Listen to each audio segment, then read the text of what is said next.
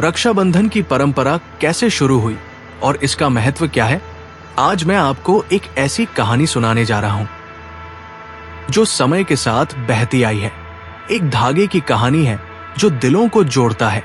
एक ऐसी कहानी है जो हर आंख में आंसू ला देती है, हर दिल में प्रेम भर देती है। आज मैं आपको सुनाता हूं रक्षाबंधन की अमर गाथा, एक धागे में बंधे प्रेम की कहानी। दोस्तों, आपने कभी सोचा है कि एक साधारण सा धागा इतनी शक्ति कैसे रख सकता है? कैसे एक छोटी सी पट्टी में छुपा होता है अनंत प्रेम, असीम विश्वास और अटूट रक्षा का वचन। आज जब आप इस कहानी को सुनेंगे तो आपको पता चलेगा कि रक्षाबंधन केवल एक त्योहार नहीं है, ये एक भावना है, एक संस्कार है, एक जीवन मूल्य है जो हमारी संस्कृति की आत्मा में बसा है। नमस्कार प्यारे दर्शकों, मैं अर्जुन एक बार फिर आपका हार्दिक स्वागत करता हूं आपके अपने चैनल विद्या ज्ञान सागर में। दोस्तों, आज हम एक नई कहानी और एक नया वीडियो लेकर आपकी सेवा में उपस्थित हुए हैं। आज की कथा अत्यंत ज्ञानवर्धक और प्रेरणादायक है। कथा शुरू करने से पहले आपसे एक विनम्र निवेदन है। शास्त्रों में कहा गया है कि अधूरी छोड़ी गई कथा दुख और पाप का कारण बनती है, इसलिए इसे अंत तक अवश्य सुनें। और अगर आप अपनी माँ से सच्चा प्रेम करते हैं तो इस वीडियो को लाइक करें, हमारे चैनल को सब्सक्राइब करें और कमेंट में माँ लिखकर अपना समर्थन दें। तो आइए बिना किसी विलंब के आरंभ करते हैं आज की प्रेरणादायक कथा। त्रेता युग, जब धर्म और अधर्म के बीच संतुलन की लड़ाई चल रही थी, पाताल लोक में राजा बलि का राज था। बलि एक महान दानवीर राजा था, लेकिन वो असुर कुल से था। उसकी दानवीरता और न्यायप्रियता की प्रशंसा तीनों लोकों में होती थी, लेकिन उसमें एक कमी थी, अहंकार। बलि ने अपनी शक्ति से स्वर्गलोक पर आक्रमण कर दिया और देवराज इंद्र को पराजित कर दिया। देवता परेशान हो गए और भगवान विष्णु के पास गए। भगवान विष्णु ने कहा, चिंता मत करो, बलि में अच्छाई है लेकिन अहंकार भी है, मैं उसे सही राह दिखाऊंगा। भगवान विष्णु वामन अवतार लेकर राजा बलि के पास गए। बलि यज्ञ कर रहा था। एक छोटे ब्राह्मण बालक वामन को देखकर बलि का हृदय प्रेम से भर गया। हे ब्राह्मण देव, आप क्या चाहते हैं?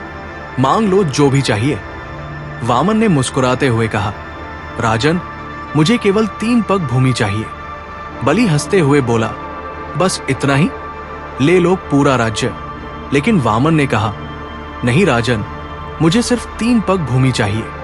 जैसे ही बलि ने दान का संकल्प लिया, वामन का विराट रूप प्रकट हुआ। उन्होंने पहले पग में पूरी पृथ्वी नाप ली, दूसरे पग में पूरा आकाश नाप लिया। भगवान ने पूछा, राजन, तीसरा पग कहां रखूं? बलि समझ गया कि यह कोई साधारण ब्राह्मण नहीं है। उसने विनम्रता पूर्वक कहा, प्रभु, तीसरा पग मेरे सिर पर रख दीजिए। भगवान विष्णु ने बलि के सिर पर पैर रखा और उसे पाताल लोक भेज दिया। लेकिन बलि की भक्ति और दानवीरता से प्रसन्न होकर उन्होंने कहा, राजन, तुम्हारी भक्ति से मैं प्रसन्न हूं, मांग लो क्या चाहिए। बलि ने हाथ जोड़कर कहा, प्रभु, यदि आप प्रसन्न हैं तो मेरे साथ पाताल लोक में रहिए। भगवान विष्णु ने हां कह दी, लेकिन इससे माता लक्ष्मी बहुत दुखी हुई। उनके पति पाताल लोक चले गए थे और वैकुंठ सूना हो गया था।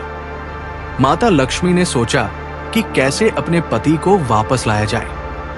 तब उन्हें एक उपाय सूझा। श्रावण पूर्णिमा के दिन माता लक्ष्मी एक गरीब ब्राह्मणी का रूप धारण करके पाताल लोक पहुंची।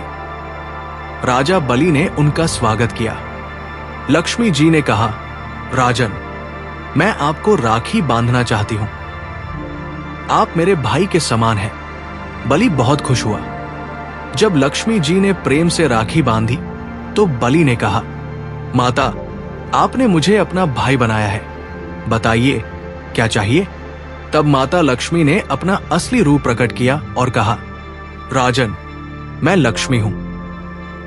आपने मेरे पति को अपने साथ पाताल लोक में रख लिया है। आप मेरे भाई हैं, कृपया मेरे पति को मुझे वापस दे दीजिए। राजा बलि की आंखों में आंसू आ गए। उन्होंने कहा, माता, आपने मुझे अपना भाई बनाया है। भाई का पहला कर्तव्य है अपनी बहन की रक्षा करना। आपके पति आपके हैं, मेरे नहीं। इस प्रकार माता लक्ष्मी ने राखी के बंधन से अपने पति को वापस पाया। राजा बलि ने सिखाया कि राखी का बंधन सबसे पवित्र होता है और भाई अपनी बहन के लिए सब कुछ त्याग कर सकता है। द्वापर युग, महाभारत काल, द्रौपदी की कहानी। हस्तिनापुर के राजसभा में शिशुपाल का वध हो चुका था। भगवान श्री कृष्ण के हाथ से सुदर्शन चक्र जब शिशुपाल का सिर काटकर वापस आया तो चक्र की धार से भगवान की अंगुली में गहरा घाव हो गया। द्रौपदी ये देखकर तड़प उठी। वो तुरंत दौड़कर श्री कृष्ण के पास गई। उनकी अंगुली से खून की धारा बह रही थी। द्रौपदी का मातृत्व जाग उठा। बिना कुछ सोचे समझे उन्होंने अपनी साड़ी का पल्लू फाड़ा और श्री कृष्ण की अंगुली पर बांध दिया। वो कपड़ा द्रौपदी के प्रेम और चिंता से भरा हुआ था। श्री कृष्ण मुस्कुराए और बोले, सखी द्रौपदी, तुमने आज मेरे साथ जो किया है ये मैं कभी नहीं भूलूंगा। ये केवल कपड़े का टुकड़ा नहीं है, ये है तुम्हारे प्रेम का बंधन। मैं वचन देता हूं कि जब भी तुम संकट में होगी मैं तुम्हारी रक्षा करूंगा। समय बीता। जब दुर्योधन की सभा में द्रौपदी का चिरहरण हो रहा था तब द्रौपदी ने पूरी सभा में किसी को नहीं बल्कि अपने सखा कृष्ण को पुकारा, हे कृष्ण, हे द्वारकाधीश, आपने वचन दिया था, मैं आपकी शरण में हूं। और तब हुआ वो चमत्कार जिसे देखकर पूरी सभा दंग रह गई। द्रौपदी की साड़ी बढ़ती ही चली गई। दुशासन थक गया, लेकिन साड़ी खत्म नहीं हुई। श्री कृष्ण ने अपना वचन निभाया। उन्होंने दिखाया कि राखी का धागा केवल धागा नहीं बल्कि एक पवित्र वचन है, एक अटूट बंधन है। जब युद्ध के बाद द्रौपदी से मिले तो उन्होंने कहा, सखी, जो कपड़े का टुकड़ा तुमने मेरी अंगुली पर बांधा था वही आज तुम्हारे सम्मान की रक्षा बनकर आया। राखी का ये बंधन केवल भाई बहन का नहीं बल्कि रक्षकर्षता का भी होता है।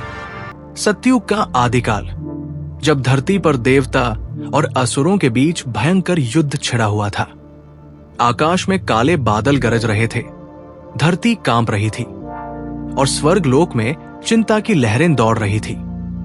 देवराज इंद्र, जो तीनों लोकों के रक्षक थे, युद्ध में लगातार पराजित हो रहे थे। असुरों की शक्ति दिन प्रतिदिन बढ़ती जा रही थी। स्वर्ग में हाहाकार मचा हुआ था। देवता परेशान थे, ऋषि मुनि चिंतित थे। एक दिन जब इंद्रदेव युद्ध से हताश होकर अपने महल में वापस आए तो उनकी पत्नी माता इंद्राणी, शची देवी, ने उन्हें इस दशा में देखा। इंद्र के चेहरे पर हार का भाव था, आंखों में निराशा थी और मन में गहरी पीड़ा थी। माता इंद्राणी का हृदय दुख से भर गया। वो जानती थी कि उनके पति केवल स्वर्ग के राजा नहीं हैं, बल्कि पूरे ब्रह्मांड के संतुलन के रक्षक हैं। उन्होंने अपने पति के पास जाकर कहा, हे देवराज, आप क्यों इतने दुखी हैं? क्या आप भूल गए हैं कि आप केवल मेरे पति नहीं बल्कि तीनों लोकों के स्वामी हैं? इंद्र ने गहरी सांस लेते हुए कहा, देवी, असुरों की शक्ति दिन प्रतिदिन बढ़ती जा रही है। मैं हर युद्ध में हार रहा हूं। लगता है अब स्वर्ग लोक का नाश निश्चित है। माता इंद्राणी ने मुस्कुराते हुए कहा, प्रिय, शक्ति केवल शस्त्रों में नहीं होती। सबसे बड़ी शक्ति होती है प्रेम की, विश्वास की और रक्षा के संकल्प की। कहते हुए माता इंद्राणी ने अपनी साड़ी से एक सुंदर धागा निकाला। वो धागा सुनहरे रंग का था जिसमें दिव्य तेज चमक रहा था। उन्होंने उस धागे को अपने हाथों से मंत्रों के साथ अभिमंत्रित किया, ओम विष्णुर्वै रक्षकै सर्वभूताना। फिर उन्होंने अत्यंत प्रेम और श्रद्धा के साथ वो धागा इंद्र की कलाई पर बांधा।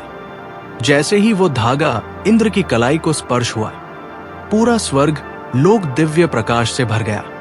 माता इंद्राणी ने कहा, हे देवराज, ये केवल धागा नहीं है, यह है मेरे प्रेम का बंधन, मेरी श्रद्धा का प्रतीक और आपकी सुरक्षा का कवच। जब तक ये आपकी कलाई पर है, कोई भी शक्ति आपको हरा नहीं सकती। इंद्र की आंखों में आंसू आ गए। वो समझ गए कि ये कोई साधारण धागा नहीं था। ये था प्रेम का बंधन, विश्वास का प्रतीक और शक्ति का स्रोत। अगले दिन जब इंद्र युद्ध में गए तो उनमें नई ऊर्जा थी, नया साहस था। उस धागे की शक्ति से उन्होंने असुरों को पराजित किया और स्वर्ग लोक की रक्षा की। इस प्रकार सबसे पहली राखी माता इंद्राणी ने देवराज इंद्र को बांधी थी। ये था रक्षा बंधन की शुरुआत, प्रेम, विश्वास और रक्षा के संकल्प का पवित्र बंधन। सृष्टि के आदिकाल में जब रिश्तों की परिभाषा लिखी जा रही थी, सूर्य देव की 2 संतानें थी, यमराज और यमुना। यमराज को सृष्टि के नियमों के अनुसार मृत्यु का देवता बनाया गया था, जबकि यमुना एक पवित्र नदी के रूप में धरती पर बह रही थी। समय बीतता गया। यमराज अपने कर्तव्यों में इतने व्यस्त हो गए कि वो अपनी बहन यमुना से मिलना ही भूल गए। यमुना का दिल रोज रोज अपने भाई की याद में तड़पता रहता था। वो सोचती थी, मेरे भाई यमराज सबकी जान लेने जाते हैं, लेकिन अपनी बहन से मिलने नहीं आते। क्या उन्होंने मुझे भुला दिया है? वर्षों बीत गए। यमुना का दुख बढ़ता ही गया। वो रोज अपने भाई के आने का इंतजार करती रहती, लेकिन यमराज नहीं आते थे। एक दिन जब यमुना का दुख असहनीय हो गया तो उन्होंने गंगा जी से कहा, हे गंगा बहन, मेरा भाई यमराज मुझसे मिलने नहीं आता। मैं उनकी बहन हूं, लेकिन वो मुझे भूल गए हैं। क्या करूं? कैसे अपने प्रेम का इजहार करूं? गंगा जी ने समझाया, यमुना, तुम्हारे भाई यमराज को लगता है कि वो मृत्यु के देवता है, इसलिए हर जगह मृत्यु ले आते हैं। वो डरते हैं कि कहीं तुम्हें भी कोई हानि न हो जाए। यमुना ने दृढ़ता से कहा, तो मैं ही जाऊंगी उनके पास। मैं उन्हें बताऊंगी कि भाई बहन का प्रेम मृत्यु से भी बड़ा होता है। श्रावण मास की पूर्णिमा का दिन था। यमुना अपने सबसे सुंदर रूप में यमलोक पहुंची। यमराज अपने सिंहासन पर बैठे न्याय कर रहे थे। जब उन्होंने यमुना को देखा तो वो हैरान रह गए। यमुना, तुम यहां क्यों आए हो? ये स्थान तुम्हारे लिए उपयुक्त नहीं है। यमुना की आंखों में आंसू आ गए। उन्होंने कहा, भाई, आपने मुझे कितने वर्षों से नहीं देखा है। मैं आपकी बहन हूं। क्या मृत्यु के देवता होने से आपका बहन से प्रेम खत्म हो गया? यमराज का हृदय पिघल गया। वो समझ गए कि अपने कर्तव्यों में खुद को इतना व्यस्त कर लिया था कि अपनी प्रिय बहन को ही भुला दिया था। यमुना ने एक सुंदर रक्षा सूत्र निकाला जो उन्होंने अपने प्रेम से तैयार किया था। उसमें पवित्र जल के कण थे, फूलों की सुगंध थी और असीम प्रेम का भाव था। भाई, आज श्रावण पूर्णिमा का दिन है। मैं आपको राखी बांधना चाहती हूं। आप मृत्यु के देवता हैं, लेकिन मेरे लिए आप सिर्फ मेरे प्यारे भाई हैं। यमराज की आंखों से आंसुओं की धारा बह निकली। जब यमुना ने प्रेम से राखी बांधी तो यमराज ने कहा, प्रिय बहन, मैं तुम्हारा अपराधी हूं। मैंने अपने कर्तव्यों में तुम्हें भुला दिया। आज से मैं वचन देता हूं कि हर वर्ष इसी दिन तुमसे मिलने आऊंगा। फिर यमराज ने यमुना को एक अनमोल वरदान दिया, हे प्रिय बहन, जो भी भाई बहन इस दिन राखी बांधेंगे और तुम्हारे पवित्र जल में स्नान करेंगे, उन्हें अकाल मृत्यु का भय नहीं होगा। और जो बहन अपने भाई को राखी बांधेगी, उसका भाई दीर्घायु होगा। इस प्रकार यमराज और यमुना की इस पवित्र कहानी से रक्षा बंधन को मृत्यु पर विजय पाने वाला त्योहार माना जाने लगा। इतिहास गवाह है कि राखी ने केवल पौराणिक कहानियों में नहीं, बल्कि वास्तविक जीवन में भी चमत्कार किए हैं। रानी कर्णावती और सम्राट हुमायूं की कहानी। मेवाड़ की वीरांगना रानी कर्णावती, एक नाम जो वीरता और बुद्धिमत्ता का प्रतीक है। जब गुजरात के सुल्तान बहादुर शाह ने मेवाड़ पर आक्रमण किया तो रानी कर्णावती समझ गई कि अकेले इस युद्ध में जीतना असंभव है। उन्होंने एक अनोखा निर्णय लिया। उन्होंने मुगल सम्राट हुमायूं को राखी भेजी और लिखा, सम्राट, मैं आपको अपना भाई मानकर ये राखी भेज रही हूं। एक बहन की लाज रखिए। हुमायूं राखी देखकर द्रवित हो गया।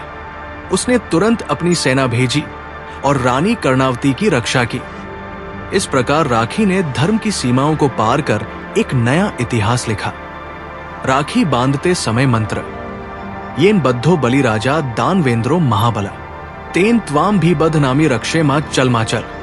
अर्थ, जिस रक्षा सूत्र से महान दानवीर राजा बलि बांधा गया था, उसी से मैं तुम्हें बांधती हूं।